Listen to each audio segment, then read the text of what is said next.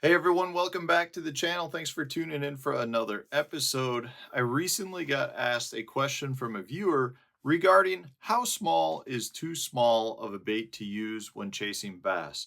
And the answer to that is pretty simple in my opinion. For me, I've been experimenting with everything from giant size baits all the way down to the smallest of baits that you can find. And what I've found is that you cannot get too small. Like you literally cannot throw baits that are too small.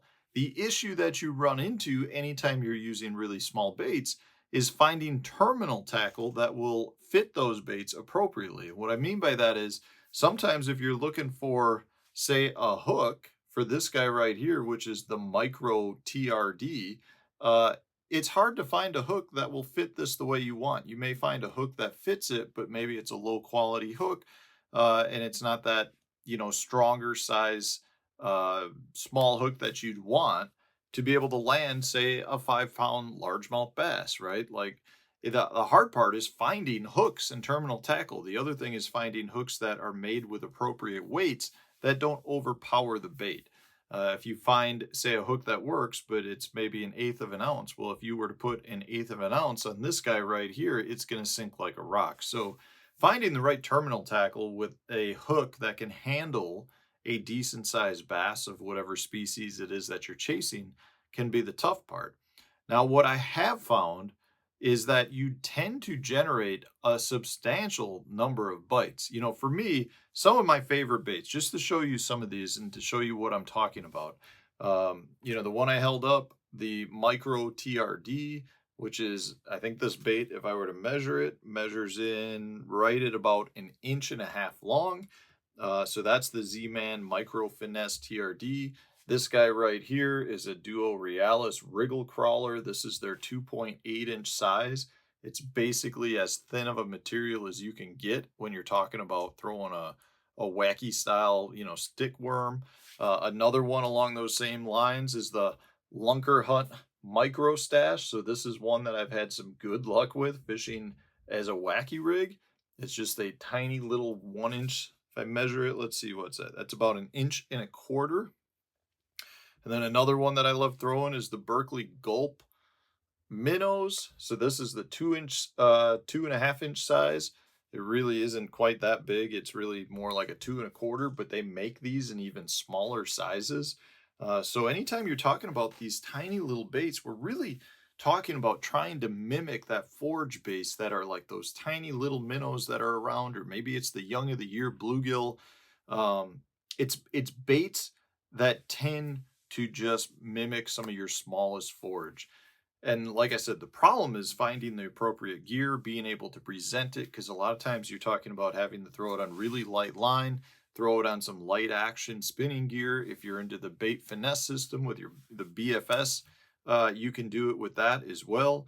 But finding the right tackle to match up with this can be the difficult part. Now, when you do find that, and you pair it up with the appropriate hook, the appropriate terminal tackle, what you'll find is you're going to generate a substantial number of bites. You're going to catch more fish throwing these than you catch on anything else. And I will back that up 100%.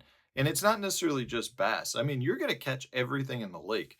You throw it out there, you may catch a bluegill, you may catch a perch, you may catch a rock bass, you catch a crappie, then you catch a bass. It doesn't really matter. You're going to catch almost everything, which to me is very entertaining. It's one of those things, if I were going out with kids, I give them a bait like this, they're going to generate a lot of strikes. So that's a great thing in terms of just catching fish. Now, I will say the majority of fish that you catch are probably going to be on the smaller side, but because you are catching 5 times the number of fish you'd catch, say, on a chatterbait, the number of fish that end up being substantially smaller is probably 4 out of 5. But having said that, you'll also generate some really big bites. It never ceases to amaze me how many 4 and 5 pound fish I catch on some of the smallest little baits out there. And when I say small, I'm talking these baits generally I'm finding in the panfish area. They're baits being made for crappie, they're baits being made for bluegill, even yellow perch. And from that standpoint, they're not necessarily easy to find in a lot of locations. but they work really, really well for bass. Um, so it really comes down to being able to find the appropriate tackle, terminal tackle to match up with these baits, and then being able to fish them, correctly on the correct rod and reel setup and your line setup. A lot of times with these, I'll be fishing 4 6 pound test. I'm generally fishing like a 32nd of an ounce weight. I'm trying to make as long as cast possible. A lot of times I'm using a longer rod to help get my distance on the cast. And generally speaking, I'm fishing these either on a small jig head, or I'm fishing them on a drop shot style bait, which does allow me to make the longer, more correct presentations. And if possible, in some instances, I'm actually fishing them even weightless in some cases. And they're all really good in terms of generating the bites. They're all really good for just presenting to a lot of those fish that you see up cruising in shallower water. And they really work well as well when you're fishing an area that, say, you've caught 3 4 fish out of, and then the bite seems to die off. A lot of times I'll throw something like this behind those other presentations, and I can generate a couple extra strikes. And that is also one of the situations where I find sometimes I'll generate a bigger bite than the first couple fish that I caught on more traditional gear. So to answer the question, 100%, there is no too small, or can you get too small? You can throw basically the smallest baits you can find and generate a lot of action on it. I mean, it never ceases to amaze me how many times, my boys are bluegill fishing with these guys right here. This is the fish fry, the 1 inch fish fry by Berkeley. And a big bass will swim in and eat that right from under their bobber as they're fishing it.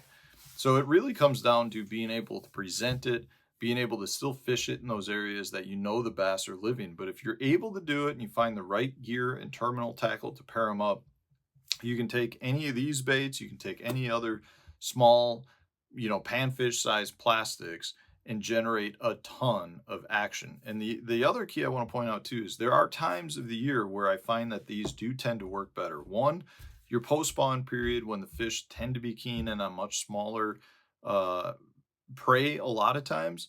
And another would be when you're talking about having like your hatches going on. So if you've got a crayfish hatch going on where you've got a ton of little 1 inch crayfish, these can be excellent for that. Or if you've got a mayfly hatch going on where the fish are really gorging themselves on some of that mayfly larvae, that's another great time to do it. As well as there's usually a period in kind of the late summer, that September month period, where it seems like the fish are just keying in on a lot of your little tiny pin minnows, a lot of those little kind of those surface minnows that you just kind of see spraying around. And that can be a great time to throw some of these little baits. But don't walk by the panfish aisle and just say, well, those are made for crappie, so therefore they're not going to catch bass, because that's really not true. In fact, a lot of your crappie baits are being made into bigger versions for bass, which means the little versions are probably going to work as well. But when I get the question, how small can I go? The answer is you can't go too small. You really cannot go too small. I can't stress that enough. It's amazing how many fish you'll catch on some of these little pieces of plastic. So let me know in the comment section, what are some of your favorite micro kind of tiny little baits? What are some of the ones that you think the viewers should go out and pick up on their own to see how good that these can actually be? If you enjoyed today's video, hit the like button, subscribe to the channel if you haven't done so already. Stay tuned, we'll have a new video coming out tomorrow.